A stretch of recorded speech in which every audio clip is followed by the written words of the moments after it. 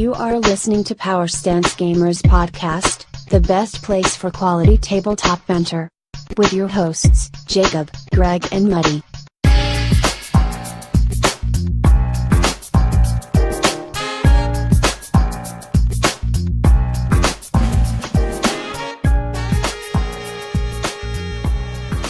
Hello listeners, and welcome to another Power Stance Gaming Podcast episode. We're doing something a little different this week and interviewing the one and only Mr. Rory Lee Hewitt Cartwright. In January this year, Rory came first at CanCon, which was granted satellite tournament status for the first time this year, meaning if you were fortunate enough to win, it granted you an automatic entry to Corvus Belli's international grand tournament, the Interplanetario. More importantly, it also granted you the title of the champ within Australia. The Interplanetario is held in Vigo, Spain, which is, if you're not familiar with your geography, northwest Spain, overlooking the Atlantic Ocean, and was held at the end of July. Tickets are a hot commodity, with the tournament usually selling out within hours. So without further ado, we'll let Rory run us through his experiences and give us a bit of insight into Interplanetario tournament.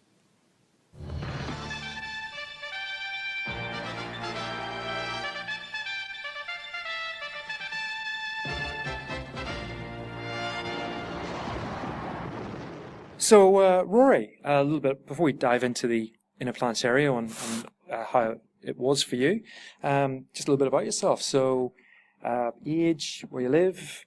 Sure. From Brisbane. I am 30. I've been playing war games for a long time, probably since about 10. Started with GW like everyone. Yep. I play a lot of card games and other games. I used to work in game design, so I just always played games. I play a lot of board games as well. Yeah, so... So you're playing Infinity at the moment. Any other games? Not really.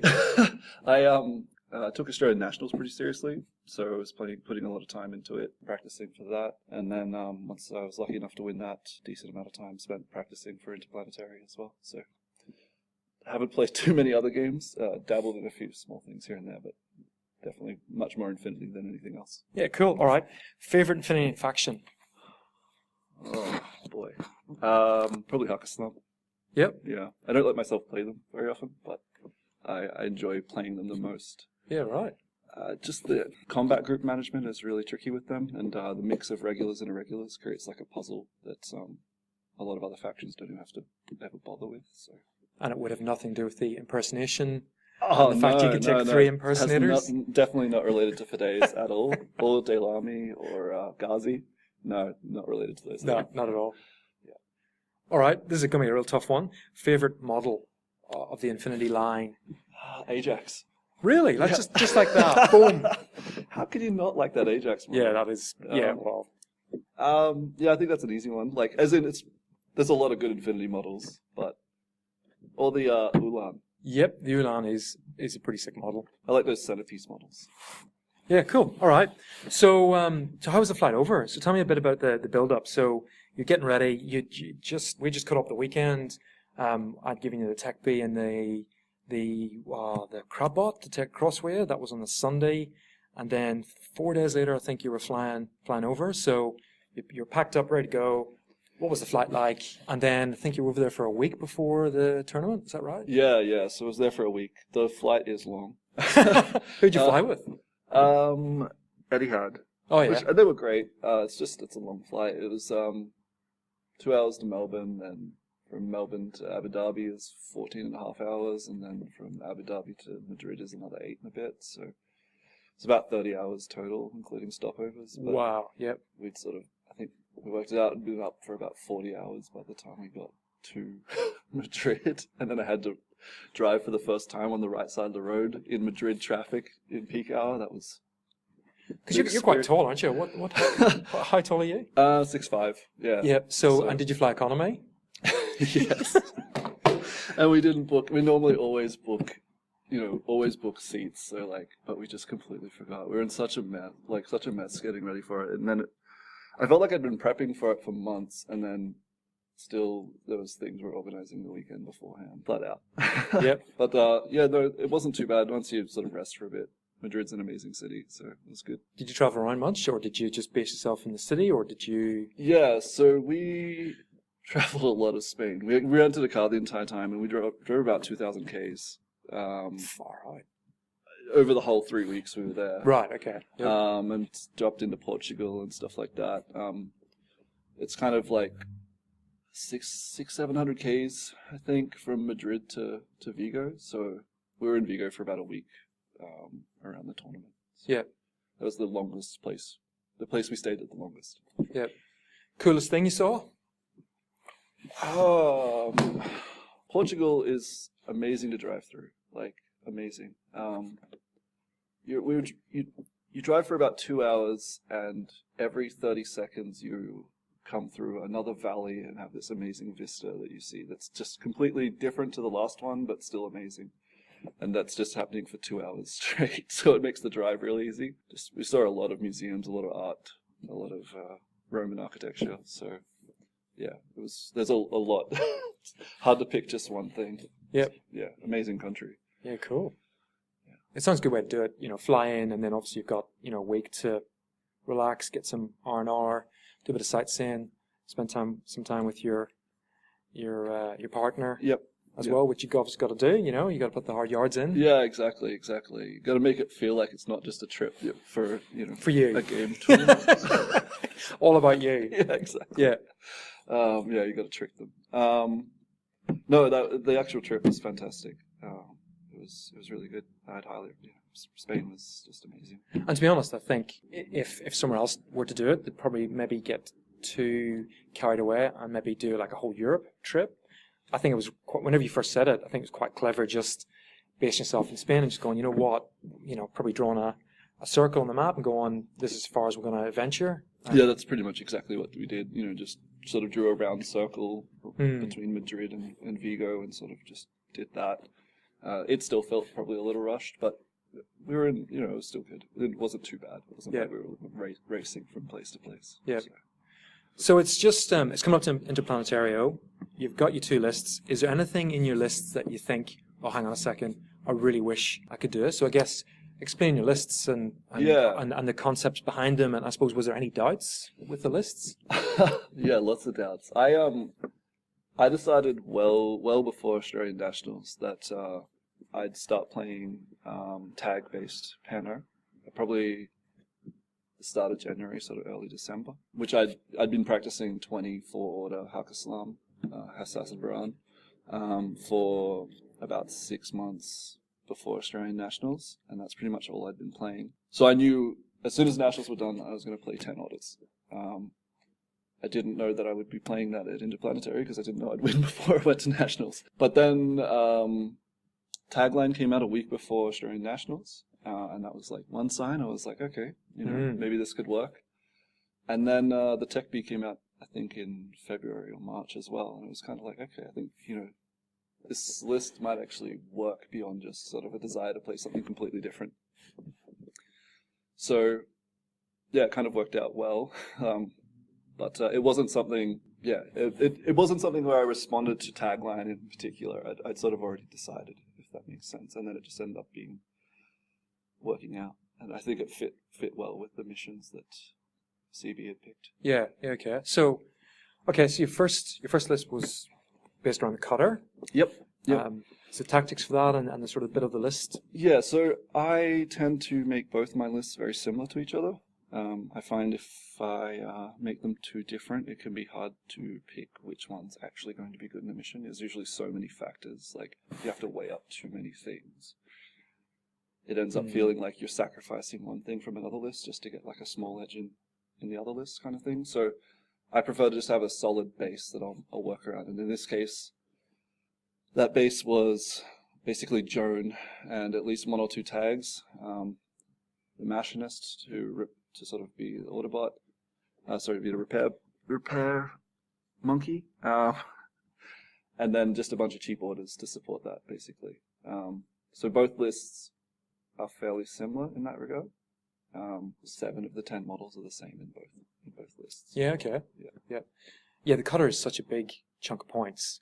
And it's difficult to play with people out there who have faced it probably think, oh yeah, it's easy, it's a TO tag and off you go, but it actually requires a lot of skill to play with the cutter. Yeah, I was all aboard the cutter train for months before I was testing, but as I played it more, I got more and more worried about the things it's really bad against. TO does nothing against hacking, so it's just as vulnerable as any of your other tags, except it's a nightmare when it gets possessed, because I don't have a plan B in that list. It's all or nothing with the cutter. Exactly. It's just, it takes up so many points. I think that list also had Hospitalia Doctor and Joan were basically the only two other sort of attacking pieces. And it's just, well, in my first game, my nightmare happened, unfortunately. But that's sort of what led me to develop the second list, which was based off two tags, the Squallow and the Tickbalang. And I actually created that quite late. I took a long time to work out what my second list would be. And it was probably about 2 weeks before this submission date, where I kind of wrote that list. I think I only got to test it 2 or 3 times, but it ended up being the list that I actually felt the most comfortable with by the time the tournament ran around. Yeah, it's a rock solid list with the Squallow and the Tickbalang. I faced it, and Rory smashed me with it, just quietly. So yeah, that I think even when I'd been sort of discussing tag options with other people who played Pano, especially other people who played tag-heavy lists, I had massively underestimated how disgusting the heavy grenade launcher can be in Specfire.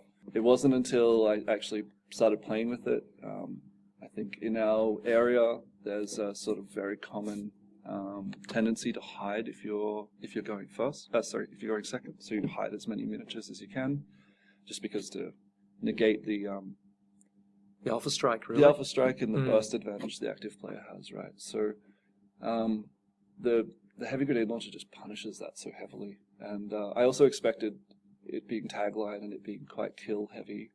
I expected tags on my opponent's side, and rather than having to kill them, I figured I could just spec fire all their cheerleaders away. So it gives you a threat range that's almost, there's no parallel for it. It's less risky than AD. It's, you don't have to expose anything to do it. You don't have to spend orders moving the thing up the board because you've got a 32-inch range off your 12-inch deployment line. So you can deploy it centrally in cover, and there's not a lot your opponent can actually do to stop it. You're on 15s, you neg 6 without any targeting or anything. So your 9s, you're essentially 50-50 to hit a pipe, set a pipe clip down on someone's dudes. Yeah, that's right. And I sort of built a little trick into my list with Switch that made it a lot harder for people to anticipate another tag being in the list. So what that tended to mean is people would clump behind cover a lot because they certainly didn't expect a spec firing Squallow. So deployment, you would put the Tickbalang down? I'd put the Tickbalang down. And then your orc with your heavy machine gun? So I would hide Switch as a Father Knight with Missile Launcher. Father Knight. Yeah. Oh, right, okay. Because it's tagline, and I worked out the points, and it ends up being quite close to what a Nisei would be if I have that. So I kind of a lot of people would expect a Nisei as your sort of reserve model. A lot of people like to stick that sniper in that perfect spot once they know where the opponent's force is.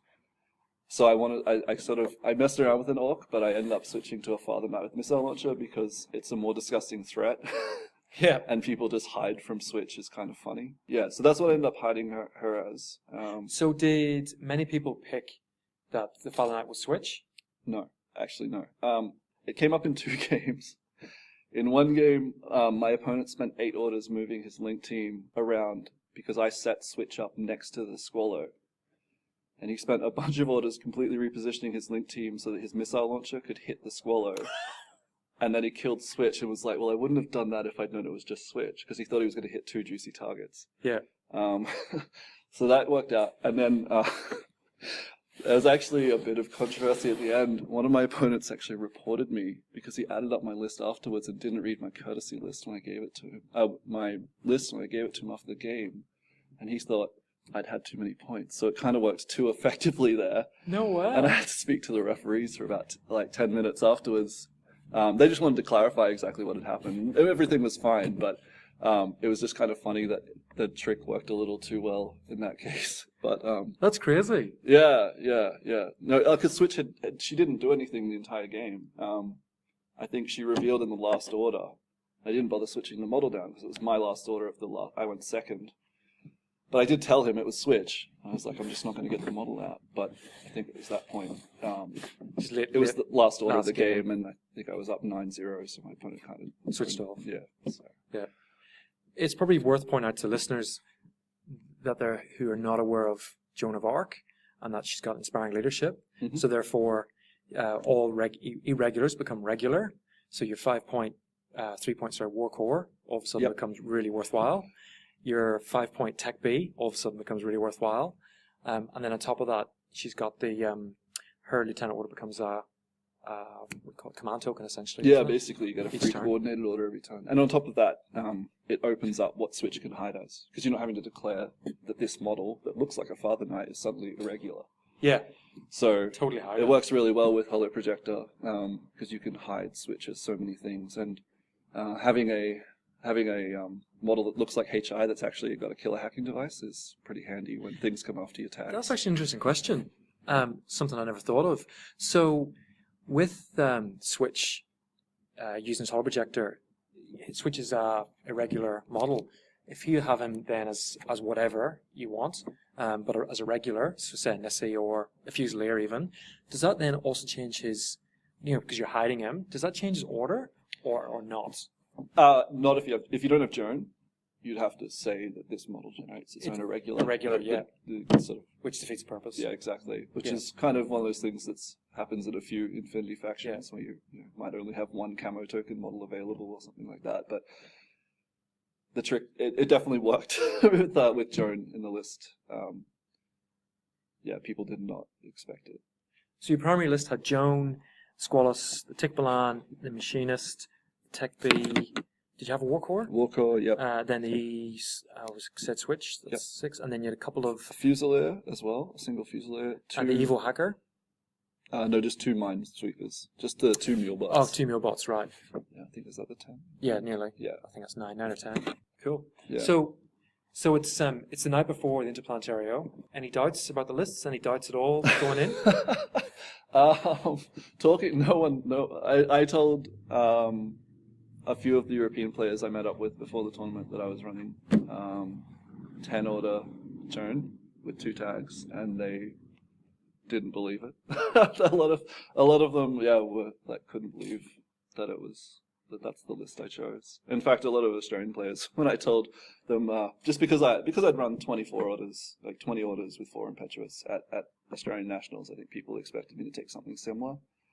So there's a lot of surprised reactions when I said what I was actually taking to Interplanetary. But I think the reasoning was pretty sound. I think people the feedback I've got since I sort of went over the list with people has been pretty good. People are pretty impressed with it. I think there's a real stigma against elite low order lists, but I think I don't think it's necessarily a case of the order count, just having order efficiency. And that sort of, Specfire in particular is an example of that. I was talking to some friends just about the difference between the Scrollo having Specfire versus, say, having a light grenade launcher in a link team, where it's like the light grenade launcher has a +3 from 8 to 16 inches and -3 from 16 inches to 24. So you've got to spend orders on that link team moving them up, which means you have to have the capacity to move them up. So you have to eliminate any Overwatch, ARO threats that they might have to deal with. So suddenly you're having to spend all these orders to actually reach out and do the Specfire. And Specfire is already quite a big gamble. So you really need those orders to throw into it for it to be an effective strategy. Yeah, cool. All right, so it's Friday morning. How are you feeling? I'm still at that point, waking up at 5 a.m. and you still don't have your jet lag. Well, It's not just jet lag, it's the fact Spain doesn't start until about 10 a.m. in the morning, but we're still waking up at 5. You're still in Queensland time. Yeah, pretty much. So I mean, I tend to wake up reasonably early anyway, but it's just, Spain in particular, everything's about 3 hours ahead of what we would say. Like, coffee shops open at 9 rather than 6 a.m., like, That's stuff like that. So it was a bit unfortunate because I knew round 1 didn't start till 7 p.m. and I was like already up at 5. I did say that to you. Yeah. Whenever we had our practice game and you said to me it was 7 p.m., I was like, oh no, that's not good. Yeah. And you're like, oh yeah, it'll be fine, get all day to chill out, chill out. And I thought, no, I just personally get it over and done with as quick as possible. Yeah, in hindsight, I think I agree. It was a bummer, and also I think like just being at Interplanetary the first day, tons of events, meeting like Carlos and stuff like that. It was like already overwhelming and a bit of an adrenaline high. By the time it got to 7 p.m., I crashed I think at about 5 o'clock. I was at that point thinking maybe I should go home and just have a nap. But I was kind of too high on adrenaline at that point, and then I was starting to get pumped up for the tournament. And I think my first round I definitely did not play very well. So just on the first day you mentioned. So I haven't been there. So just explain. So is it in a hall? Is it I think you posted a photograph where it looks like it's right beside the water. Yeah. So it's actually run in the in Vigo's customs building. So it's this massive. It's basically a hall, but it's dedicated to customs. And apparently, in previous years, what's happened is they've actually had ships there, and they have to shuttle the doors because it's like a sort of secure area. So the whole place heats up, and it was already very hot and very humid. I can't imagine them having to shut the doors. It would have been horrible. But yeah, so it's in a massive customs building. Basically just a big hall. Yeah, they start off and there's just a bunch of sort of conferences and introductions to new games, especially, obviously talking about Aristea. So it's like a Corvus Belli convention. Yeah, absolutely. Yeah, it's not just the tournament. There are a lot of people who go that aren't there for the tournament. There's there's non-stop painting classes. Wow. Including from Grouders, of course. And stuff like that. And there's a lot of side events. They were demoing Aristea for most of the day. They were talking about sort of fan-made games. A game that looked like Infinity Blood Bowl, and there's a Infinity Deathmatch and a few other sort of games they had running there as well.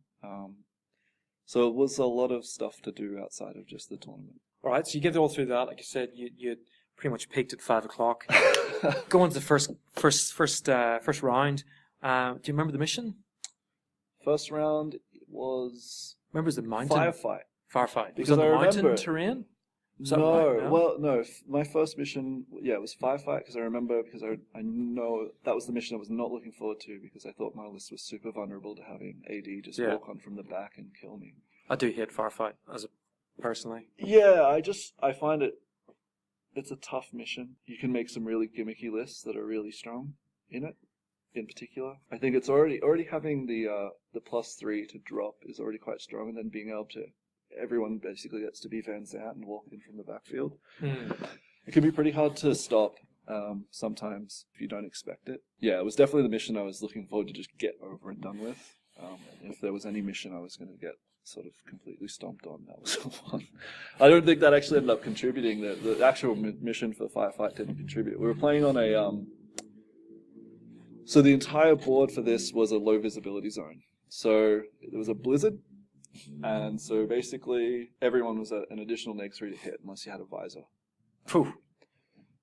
Yeah, and fortunately, I actually played on another table with the same rule later on and found out that it actually negatively impacts dodges. So Specfire becomes even more disgusting. But I didn't realize this at the time, so I picked my cutter list. And the unfortunate thing is, what ended up happening is I just kept putting my opponent on -15s with the cutter, so it never contributed. They're already on -12s to hit. You can't go past -12. Yeah. So I actually just kind of wasted the board effect. It actually just made my cutter a worse shot.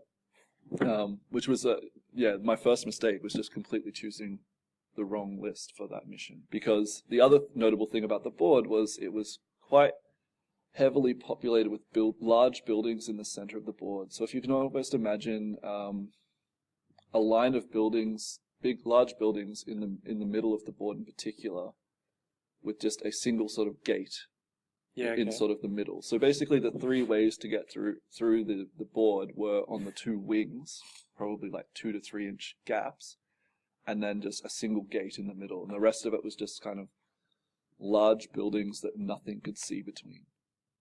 So what that essentially meant was my opponent I was playing against Yuching, and my opponent got to deploy all these unlinked Guangxi just at the back of the board safely. So normally the risk of the Guangxi is that they kind of have to impetuously run forwards.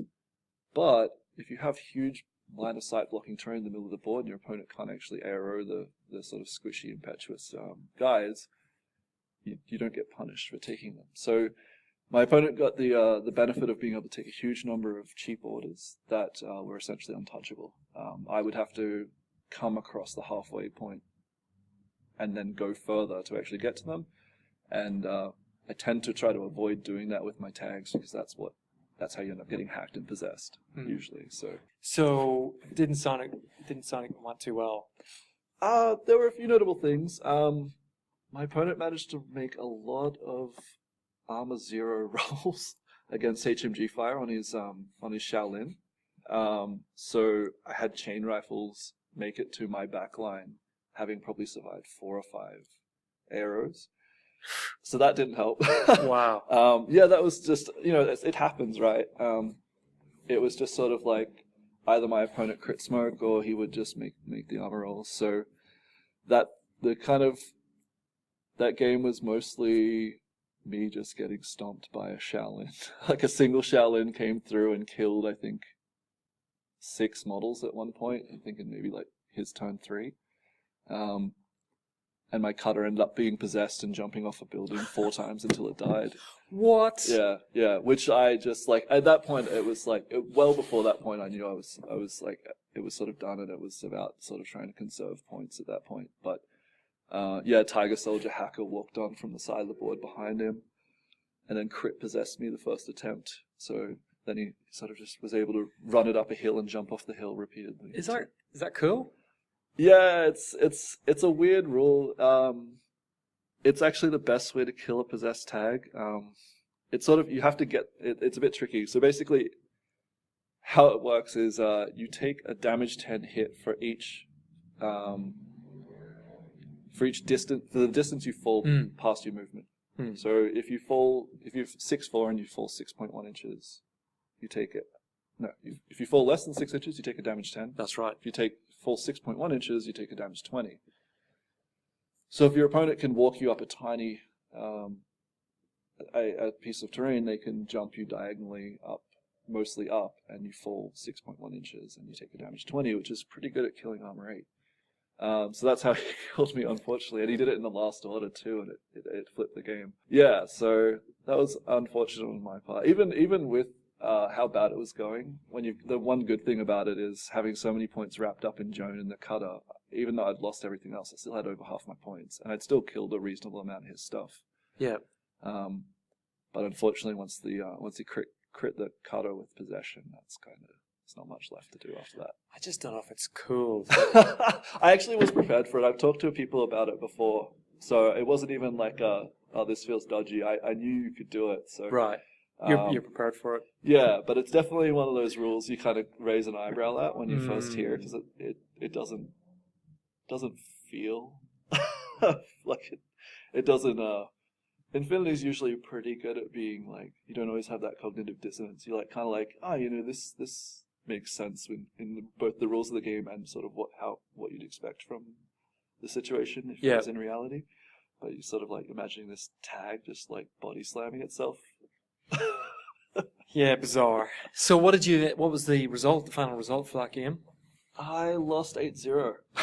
Oh, ouch. Yeah, so the cutter flipping, like I think it would have been 4-3 my way if the cutter hadn't died. Wow. So yeah, a bit unfortunate, but I made enough mistakes in that game where I don't feel bad about losing. Yeah. I know my opponent played quite well, so yeah.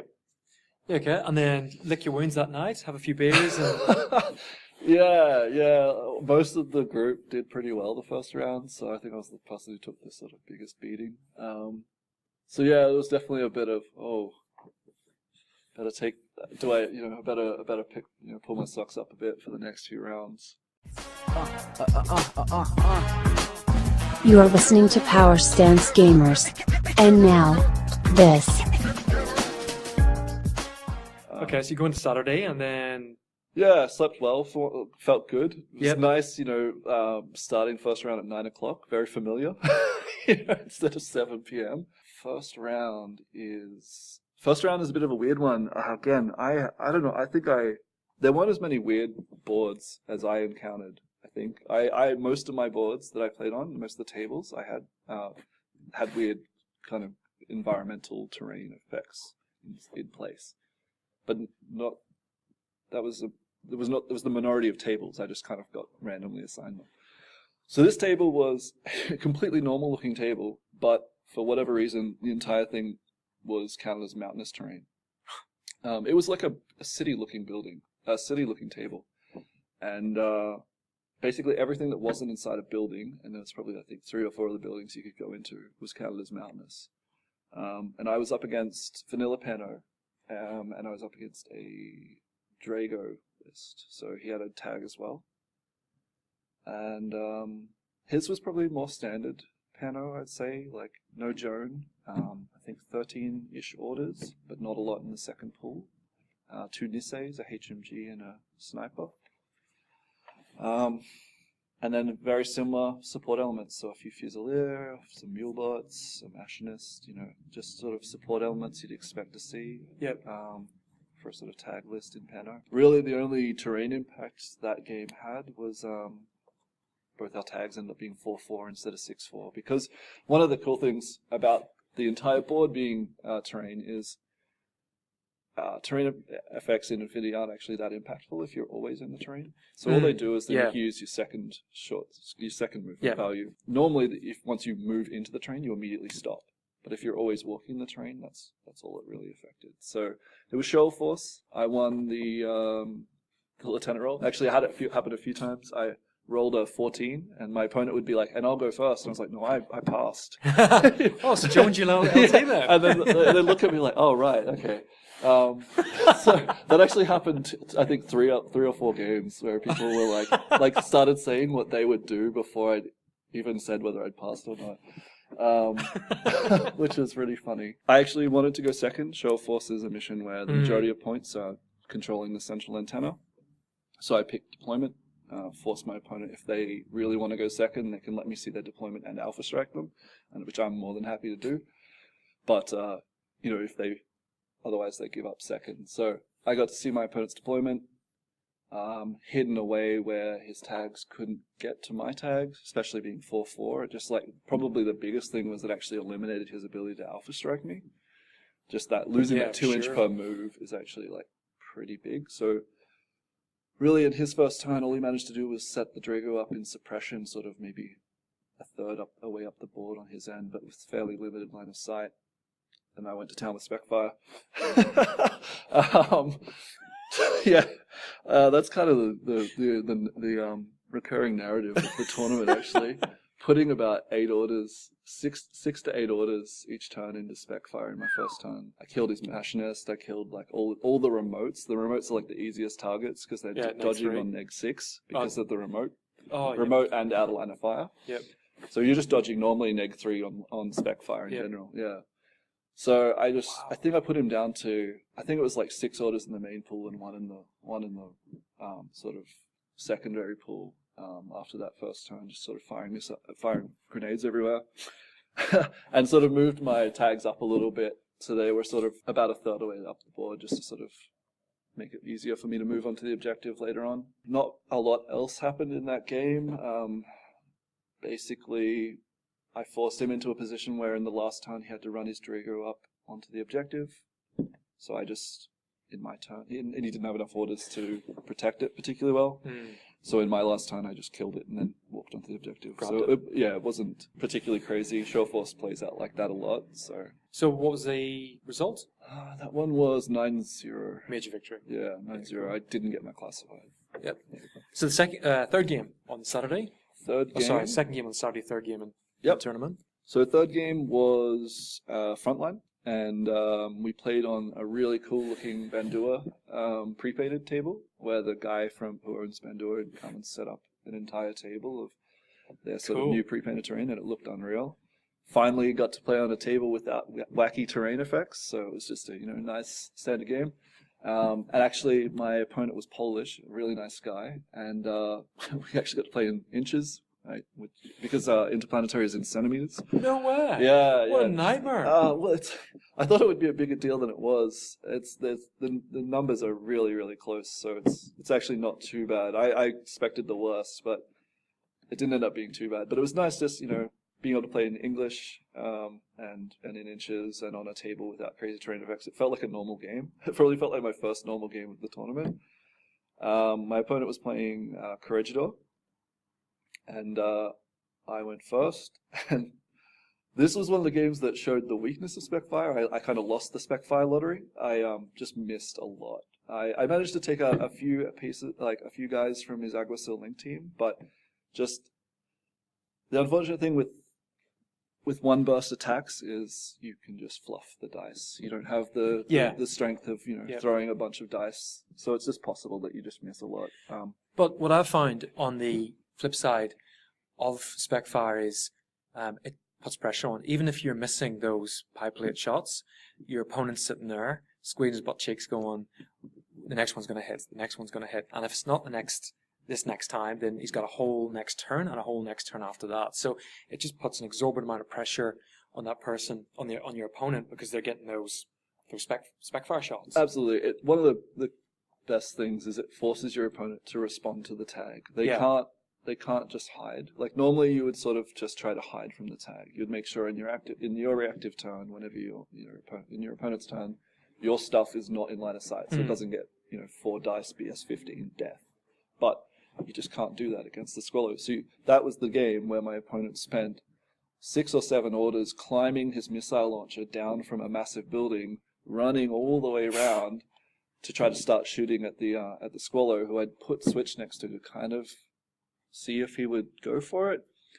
And he sort of blew Switch up, but didn't do. I think he did 1 or 2 wounds to the Squallow.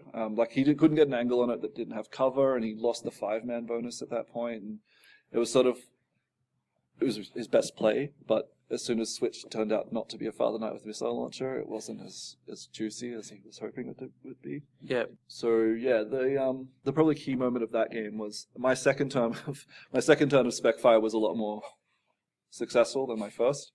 But also, at that point, things had moved position, and I could just HMG a lot of things with the tags. Probably the biggest point was him running his LT up to try and kill Joan as a last-ditch effort, and the Squallow crit with his heavy pistol over the top of Joan and just killed him.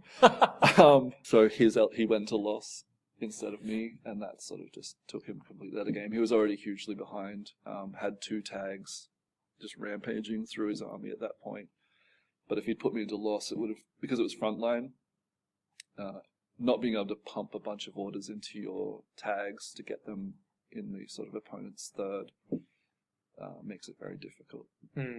So that crit was quite lucky. I mean, granted, he didn't have the best odds. Joan was in suppression as well at the time, so it wasn't like the crit was sort of fundamental, but it just sort of crushed him. There was sort of the last thing. It swayed the balance. Yeah, that's right. Yeah. It just in your favor.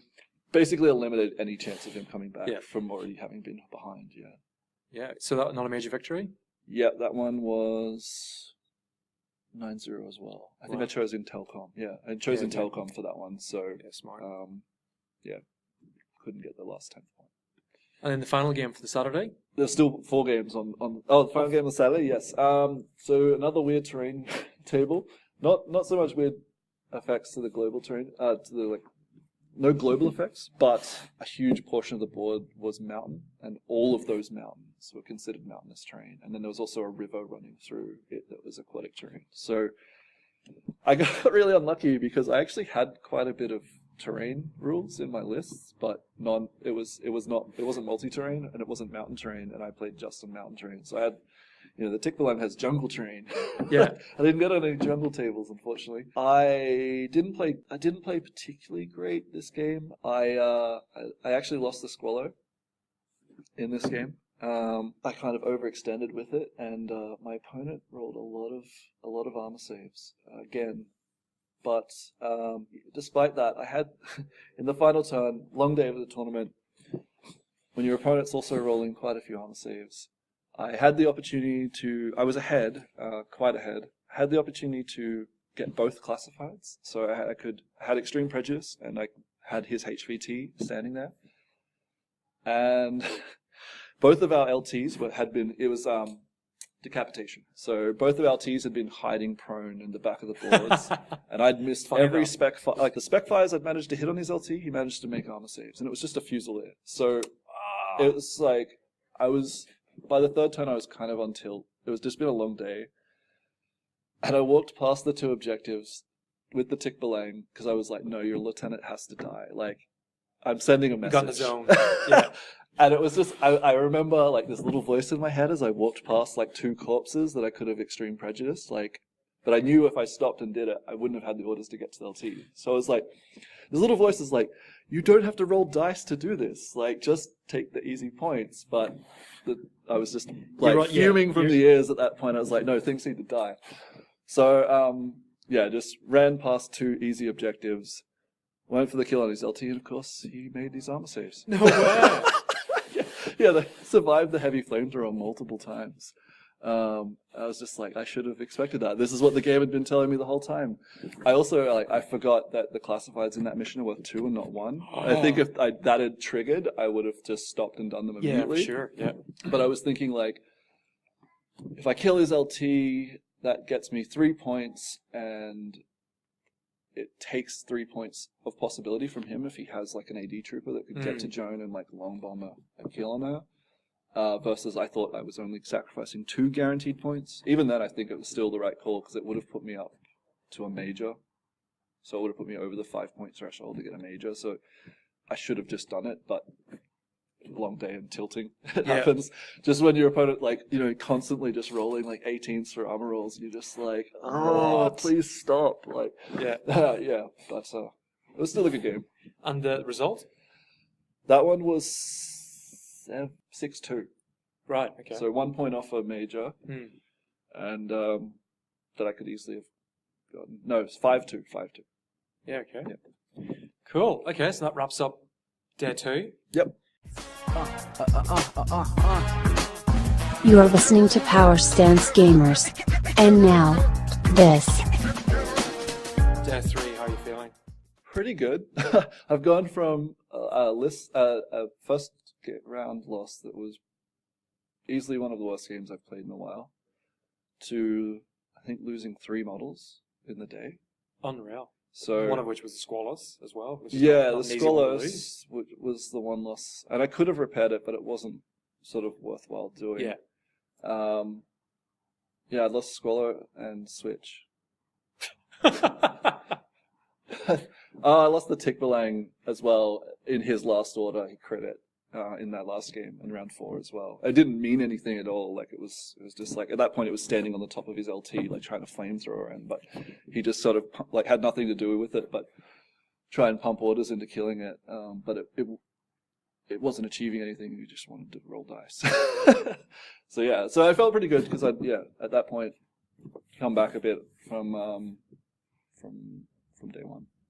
Nice submarine move. Yeah, all planned. Yeah. All part of the strategy. Yeah. Just a nice cruisy submarine to the top. No, I would. Definitely wouldn't recommend it. Putting the pressure on yourself to have to perform in day 2 to sort of not be the shame of Australia. Crawl yourself back to the top. Yeah, exactly. Okay, so the first game on Sunday. So there's only one game on Sunday. And it was Annihilation, and I can count on one hand the number of times I've played Annihilation. Never played it in a tournament, that's for sure. Was playing in another table that had low visibility zone, and for the third time, So my opponent in round 4 was Vanilla Pano with an Ulan. Oh, right. Yeah. And for round 5 was another Vanilla Pano list. This time with a very obvious cutter. A lot of stuff missing off the board. It's like looking at it, I'm like, this is about 120 points on the board. So it turned out he had both a cutter and a Swiss guard with missile launcher. No way.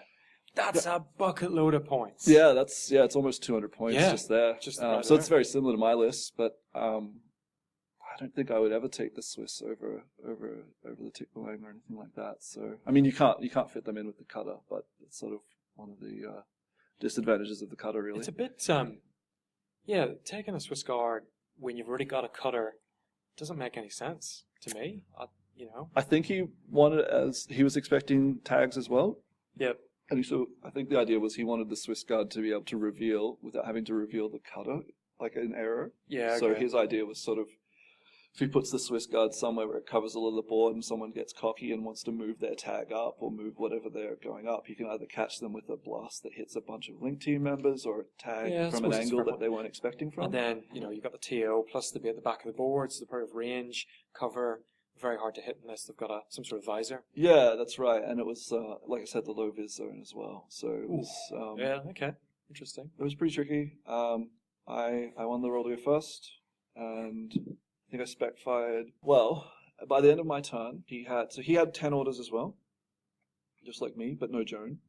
By the end of my turn, he only had his cutter unrevealed, a machinist, and a muler. So the Swiss guard was dead. A Nisei sniper head was dead. The 2 auxiliary had it was dead. He had a bunch of remotes. Those were all dead. His lieutenant was... Oh, he's in loss as well. His lieutenant was dead.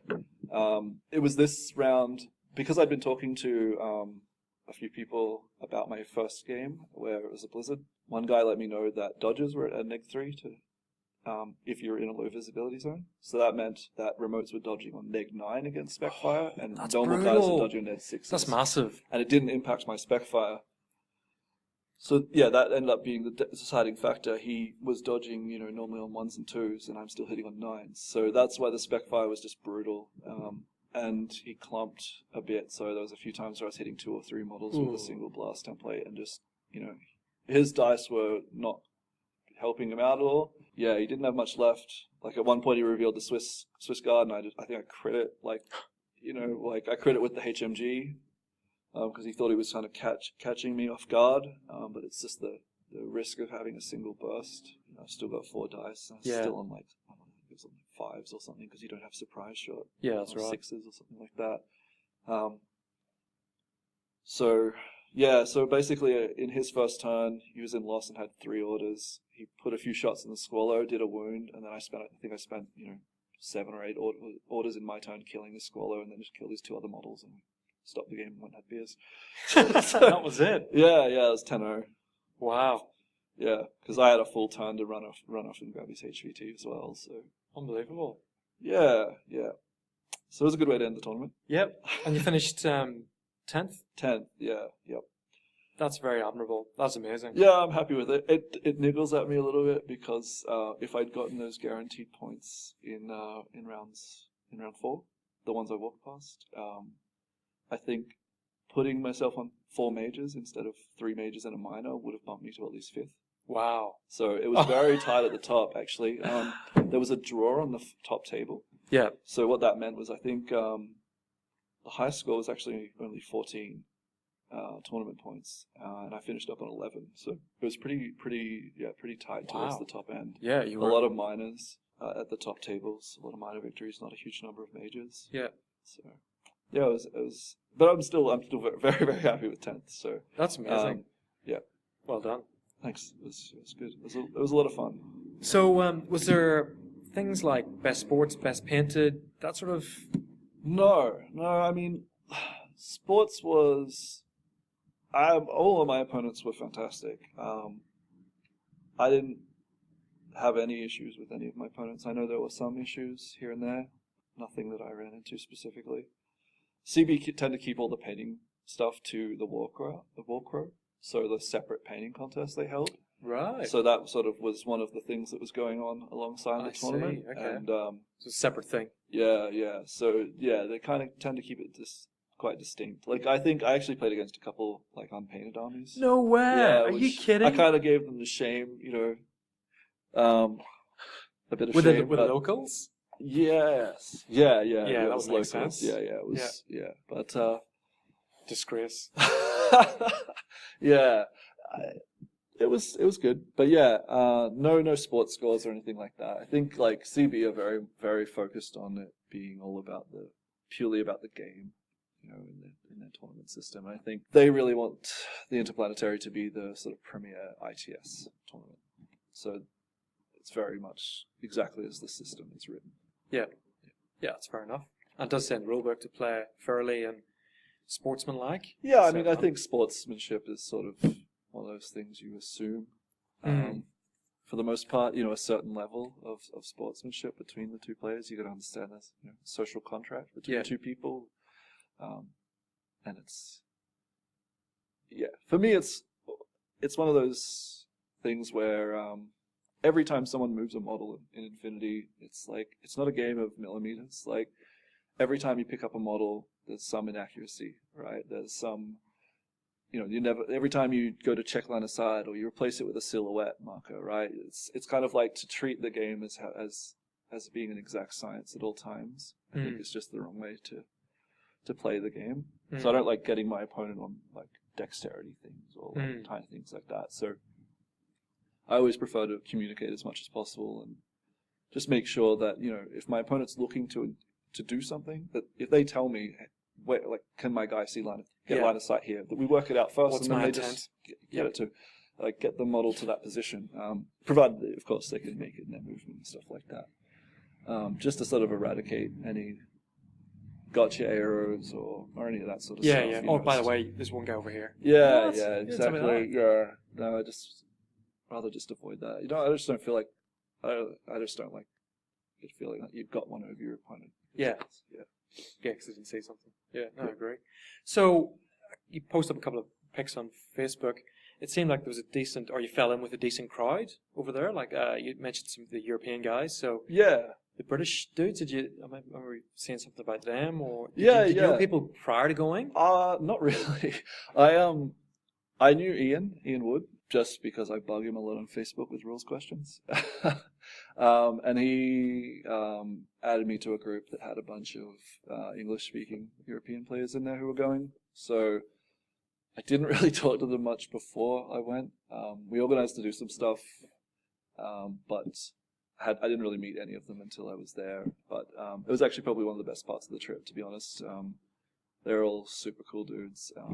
Really fun to chat about the game and just other things as well, but just, really nice guys. Yeah, it was actually probably the best part about the trip was just meeting international Infinity players and just being able to talk about Infinity. Yeah, it's good. Yeah, cool. And did they introduce you to any Spanish beer? Oh, yeah, we definitely drank a lot of Spanish beer. A lot of tapas. Vigo is like quite a touristy town. Like it's in like this really beautiful bay. So just a lot of tapas places, every night that we were all there, we all went to the same places for dinner. Yeah. And then smashed beers. So yeah, it was really good hanging out with them. Yeah. And you mentioned you'd spoke to Carlos. Yep. And did you speak to anybody else out of the CB crew? Yeah, I guess, yeah. How was that? And what are they like? Because, we're not going to probably get the chance to meet them anytime soon unless they're going to come to CanCon next year. Yeah, we'll have to throw the plate around, shake a cup in people's faces, get Carlos flown out here next time. Carlos just is super cool. Like, he's just so happy to talk about the upcoming stuff. He gets so excited about it. I think, like, for him, a lot of it's like he's living like this double life where it's like knows all these things coming up and has to be like the face for a lot of it of Infinity. So he's pretty happy usually to just sort of chat about what's coming up in a pretty loose way. He doesn't really hold too much back. So that was cool. Like, and being able to just like pick his brain over certain things was good. I met quite a few, like all the sort of major CB guys are there, like Gutierrez there, and he's a super nice guy. Just always the most well-dressed man in the room, like always wearing a suit. Super nice, just really humble. Talked to Brand a little bit about Aristea. So how was Aristea? Did you get a chance to play a game? I didn't get a chance to play a full game, but they had like a scripted demo they ran us through, and then we sort of played a little bit after that and sort of chatted about it. I think it's going to be really cool. I like tactical sort of games. It's very objective based. Sort of gives me a feel of sort of Guild Ball, I think, and War Machine to a lesser extent. Just very movement orientated, both you and your opponent. And I think one of the nice things is it doesn't have to mess around with gauges and like the inaccuracies that I was just talking about with Infinity, where you constantly have to move models, which can get a bit finicky if the game was based about controlling zones. If it is a game of millimeters, being hex based just completely eliminates that problem. So it just becomes objective. It's not a dexterity game. It's not still borrows a lot from Infinity, right? Not necessarily directly, but in feel. Rolls are face to face. Cover requires you to be in contact with the thing. Obviously set in the same world, so it'll be sort of familiar for Infinity players. They'll sort of, I think, get it quite quickly. Yeah, but it's very distinctly its own game. Yeah, it's D6s and it's customized D6s at that. Yeah, so, okay. There's enough differences where you won't go, oh, this is just Infinity. Like it's nothing. Mechanically, it's nothing like Infinity, but there's enough familiarity there where you can sort of be like, oh, I understand how face-to-face roles work. Yeah. It's interesting, listening to my cast, they said that all next year, each quarter there'll be a Aristea expansion release. Yep. And then maybe then the following year, maybe 2. But certainly next year there'll be at least 4. Mm-hmm. And I'll take your teams or squads from 8, I think, to 16. Yep.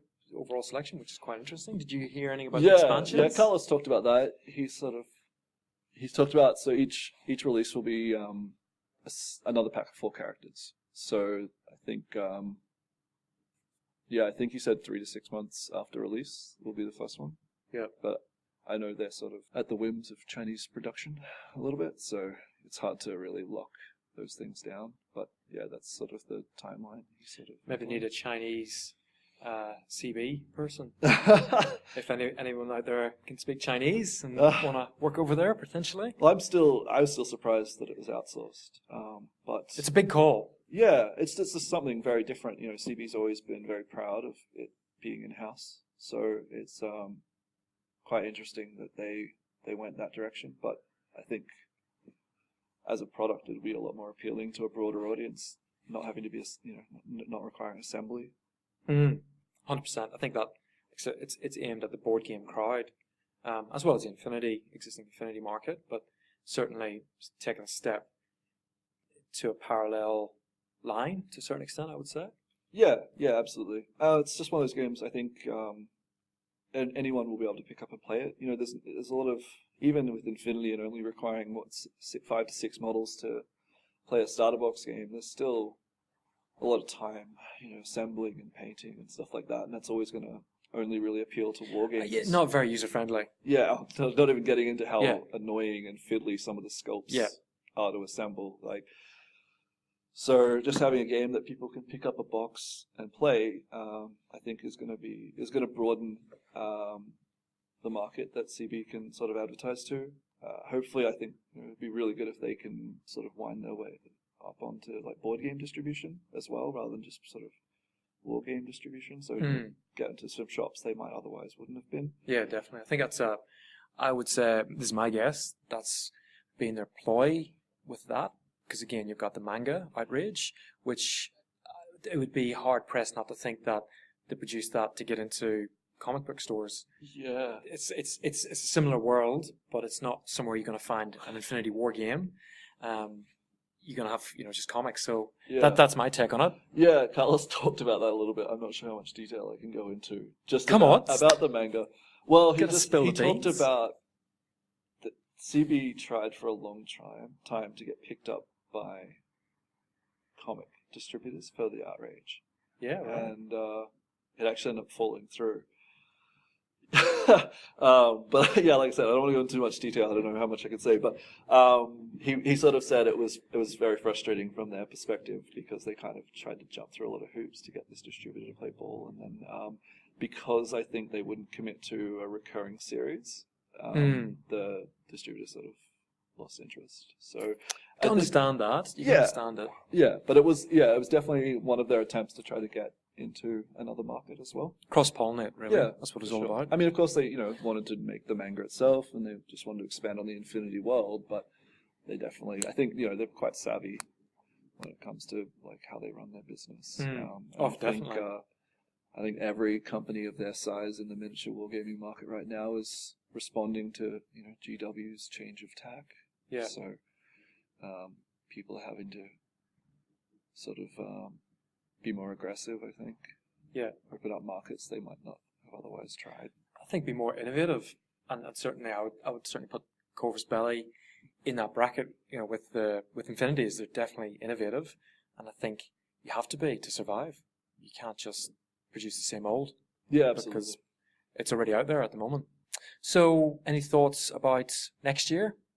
And I suppose before we go into that, anything you'd have done differently? I would have probably gotten those classified objectives in round 4. No, actually, like what that just reiterated to me, like, is just, and I always tell this to people, like, say this to people when I'm playing, especially because, like, a lot of times, you'll play a game of Infinity and you'll do like a post-mortem.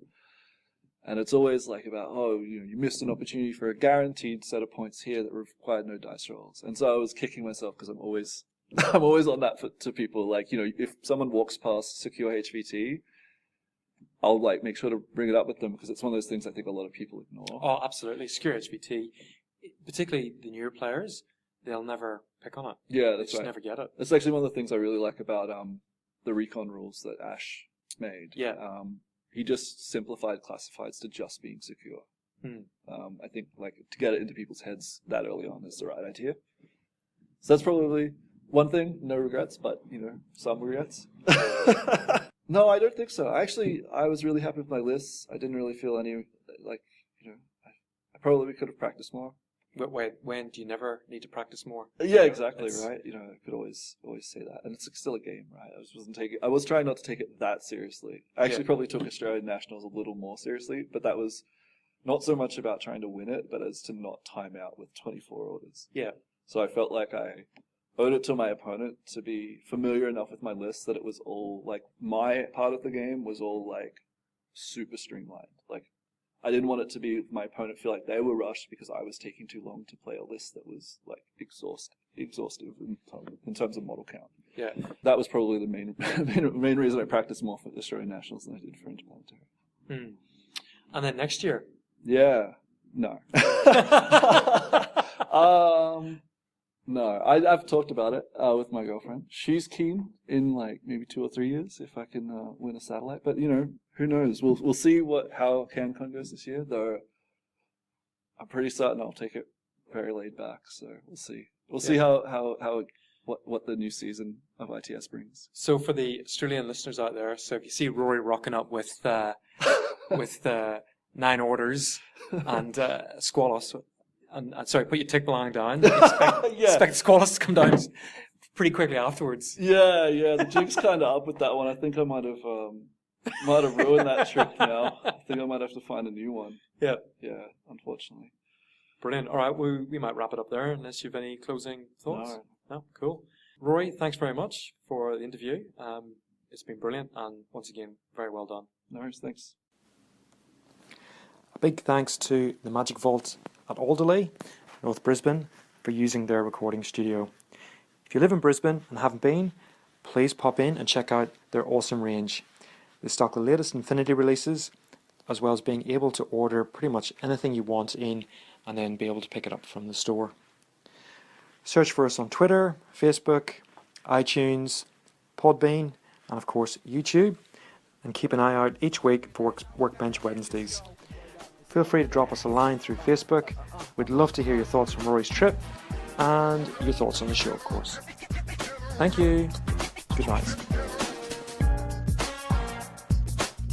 Thank you for listening to Power Stance Gamers, the #1 place for tabletop banter. You know you love us. See you soon. It's Eternal and Mix, well on the track once again, killing it. T-Dot to Munch, we all connection, funk resurrection. Ha! Yeah.